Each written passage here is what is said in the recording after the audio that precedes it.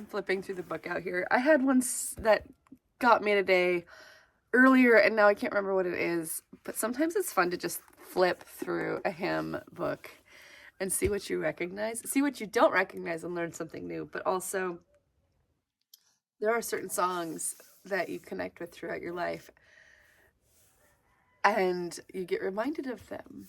And I have had a lot of needing the Lord lately. I haven't shared a ton here, but my husband has multiple sclerosis. He was diagnosed when he was 23 and he got back from Iraq. We hadn't met yet. I met him years later when I was an adult. We've got an 8-year age gap, and this is going into a lot, but it's been a challenge lately. His memory, MS can affect different parts of different people. It's rarely ever the same thing in every person.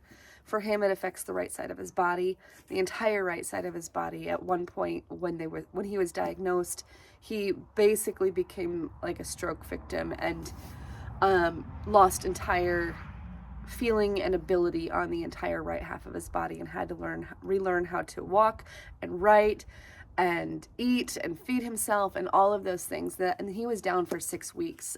This was about 3 or 4 years before we met. And then he went on to be a mechanic, a diesel mechanic, because he couldn't be in the military anymore.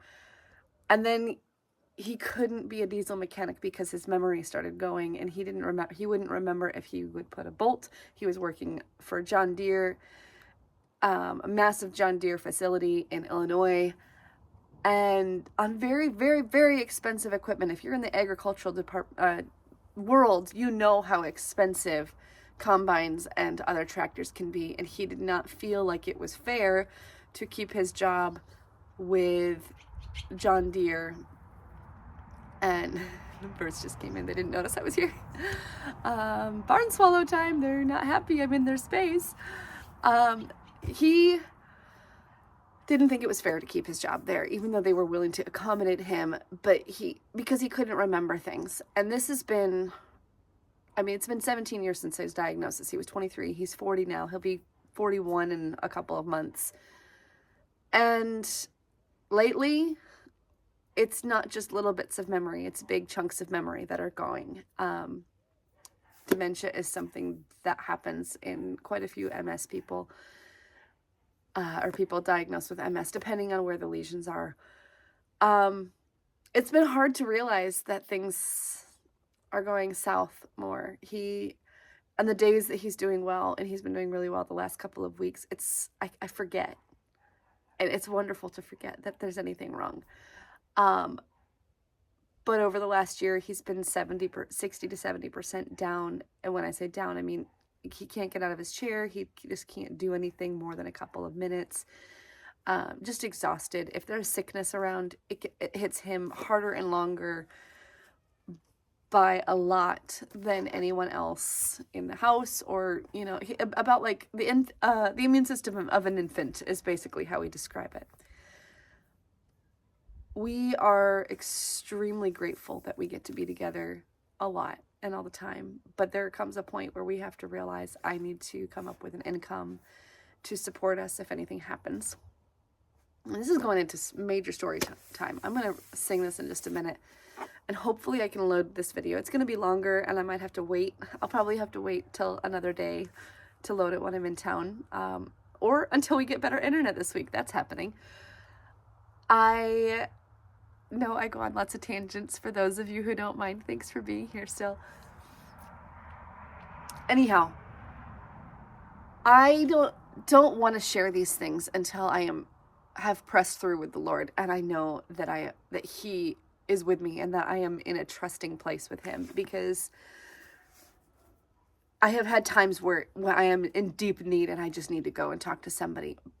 But I am in the place now in my life where I can seek the Lord, and I can find peace, and then I can share. And that's what I'm doing here. But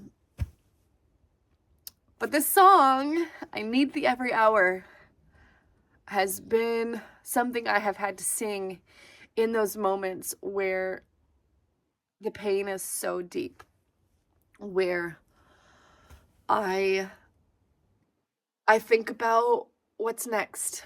And the beauty of it is, I don't know, he could completely heal. I still believe in complete healing. Or, we could have a lot longer together. But people with MS have a lower life expectancy. And at the rate he's been declining in the last couple of years, we don't know. We don't know. He's working on some pretty big businesses that are going to set myself and the children up to be okay if anything happens, because we're on his disability. So I can be home and caretake and take care of everybody. But that doesn't increase at the rate that inflation increases. So we would love to be more than just okay. We would love to be in financial prosperity, where we can give abundantly without feeling like we have to sacrifice everything. I don't know. But also where we are okay to build a house and not have to rent, and have our horses back again, and where we can just have a lot of peace that everything's going to be fine, and he can have a lot of peace of mind that everything's going to be fine. Because whether it's my husband with MS, or Jessica's husband with cancer, or somebody else who is perfectly healthy, we don't know what's next. We don't know the day or the time that the Lord is going to call us home. Nate could be here another 40 years, another 60 years. His grandparents all live into their hundreds. But it could be tomorrow. We just don't know. And I think coming to the place of peace with that is a good thing. But in those moments where you are in extreme heaviness and fear, because that's what Satan wants, is for us to live in fear and pain. It's not even always fear. Sometimes it's just the pain and the heaviness of knowing, what if my kids don't get to know their dad as adults? I didn't get to know mine. He passed of cancer when I was 5. But what if my kids have to go through that too? And I hate that for them. But I also know it will deepen compassion and love in them. I really have to get through this, because I'm ending up at 10 minutes, or I might just have to sing another song in another video. I'm going to sing this for you, because I really feel like when you're in the depths of those moments and they're painful and hard, remember, you need him every hour, and he will be there. I need thee every hour, most gracious Lord. No tender voice like thine can peace afford. I need thee, oh, I need thee. Every hour I need thee. Oh, bless me now, my Savior. I come to thee. I need thee every hour. Teach me thy will, and thy rich promises in me fulfill. I need thee, oh, I need thee.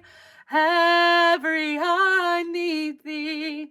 Oh, bless me now, my Savior. I come to thee.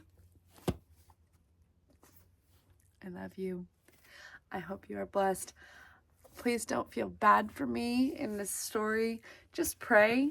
Pray for miracles, because honestly, that's where we're at. We need a miracle for my husband's health. We're also going to be doing parasite cleanses and lots of just focusing on getting his health back at this point. But that takes money too.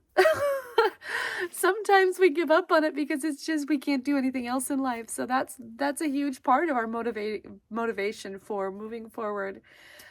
But we need Jesus to comfort us in these moments. And when we remember that we need him and we can't do anything without him, it actually is such a relief and a blessing. I love you. Bye.